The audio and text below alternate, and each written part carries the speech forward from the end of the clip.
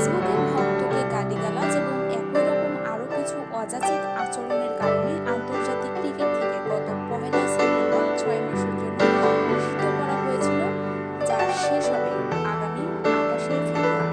তবে সবাইকে অবাক করে দিয়ে নিউজিল্যান্ড সফরের দলে ফিরেছেন সাব্বির রহমান, যেটা কিনা শুরু হচ্ছে আগামী ১৩ ফেব্রুয়ারি। এতে বাংলাদেশিদের মতো অবাক হয়েছেন বিদেশিরাও। ক্রিকেট জনপ্রিয় এমন কয়েকটি দেশের গণমাধ্যম ইতিমধ্যেই সংবাদ প্রকাশ করেছে এরকম ঘটনা নিয়ে। নিউজিল্যান্ডের খ্যাতনামা সংবাদ মাধ্যম স্টাফ নিষেধাজ্ঞা শেষ হওয়ার ৩ সপ্তাহ আগে নিষিদ্ধ ক্রিকেটারকে নিউজিল্যান্ড সফরের দলে নিল বাংলাদেশ। এই শিরোনামে প্রতিবেদন ছাপিয়েছে। এই প্রতিবেদনের শুরুতে বলা হয়েছে, শাস্তির মেয়াদ শেষ হওয়ার ৩ সপ্তাহ আগে নিষিদ্ধ ব্যাটসম্যান সাব্বির রহমানকে নিউজিল্যান্ড সফরে দলে টানার কারণ হিসেবে বোঝাবুঝির ভুলকে দোষারোপ করছে বাংলাদেশ ক্রিকেট বোর্ড।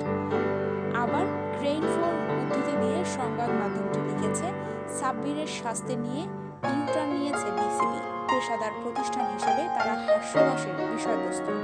এছাড়াও সব মিলিয়ে বাংলাদেশ দলের সংস্কৃতি নিয়ে একটি বিপজ্জনক বার্তা। ক্রেইন ফর এবং বাংলাদেশের সংবাদ মাধ্যমে প্রকাশিত বিসিবি সভাপতি নাজমুল হাসানের উদ্ধৃতি প্রকাশ করেছে স্টাফ। যখন আমার কাছে খেলোয়াড় তালিকা সই করার জন্য আসে, আমি জিজ্ঞেস করেছিলাম সাব্বিরের শাস্তির ব্যাপারটা। আমাকে বলেছে শাস্তি শেষ। হয়তো ভুল করে বলেছে, কিংবা হতে পারে মেয়াদটা কমিয়ে দেয়, শাস্তি কমিয়ে দেওয়া হয়েছে। বিসিবি সভাপতির উদ্ধৃতি দিয়ে সংবাদ মাধ্যমটি আরও লিখেছে, বিশ্বকাপ স্কোয়াডের